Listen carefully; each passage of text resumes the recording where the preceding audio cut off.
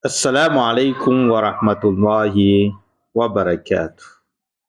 Ny teny manam-pahaizana anankiray manao hoe: tandremo hozy izy, fa ny aretina ihany no mifindra fa tsy ny fahasalamana. Nanome ohatra roa lehibe izy tamin'izany teniny izany.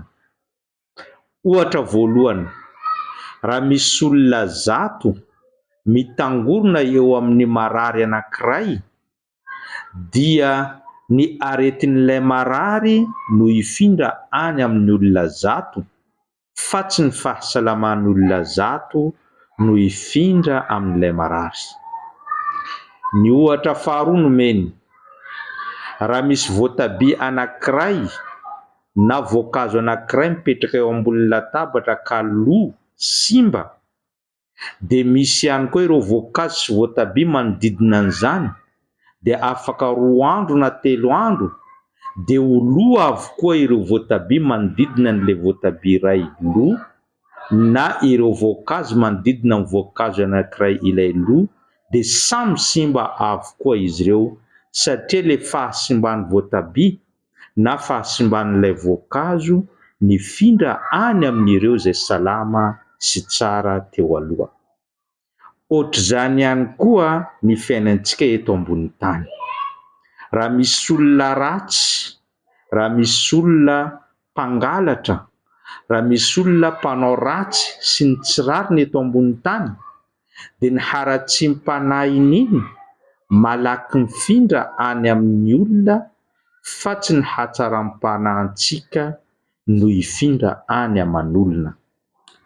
Noho izany, tadidio tsara fa ny ratsy tsy tery lala, ny ratsy aingam-pifindra, ny ratsy malaky arahan'olona, ary ny ratsy no haingana miparitaka amin'ny fiarahamonina izay misy antsika. Fa ny tsara kosa matetika enjehina, ny tsara kosa matetika tsy vakiana loha, ny tsara kosa matetika ho alaim-baraka mihitsy eo amin'ny fiarahamonina izay misy antsika. Noho izany lesona lehibe anankiroa no omeko antsika amin'izany teny izany. Voalohany, raha tsy tianao ho teo ratsy eo amin'ny fiarahamonina izay misy anao, ho simba eo amin'ny fiarahamonina izay misy anao, ho simba eo amin'ny fiainanao, de hiatao lavitra ireo namana ratsy, hiatao lavitra ireo namana tsy mataho-tody, hiatao lavitra ireo olona mety hanimba ny fiainanao. Hafatra faharoa kosa, raha manao tsara ianao dia matetika enjehin'ny olona, satria ny hatsarana sarotra ny hiparitahany. Raha nalaky niparitaka toy ny ratsy ny hatsarana, de ohatr'izay efa olona tsara avokoa tsika teto ambony tany. Firy sy firy ireo olona mpitory teny sy mpananatra mananatra eny am-piangonana sy eny amin'ny moskey.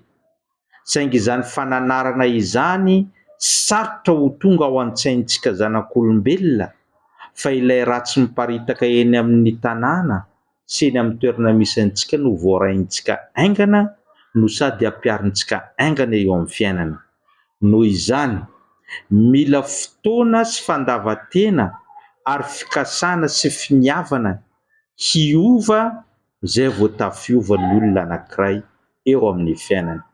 Farany raha bavy anatin'ny finoana Islama, tadidio fa na de miparitaka aza ny ratsy, na de miparitaka aza ny tsy mety, fa tsy maintsy ho levona izy ireo, fa tsy maintsy manjaka ihany ny fahamarinana sy ny tsara, ka metezana ho isan'ireo mpanao tsara sy mpanao fahamarinana eto ambony tany.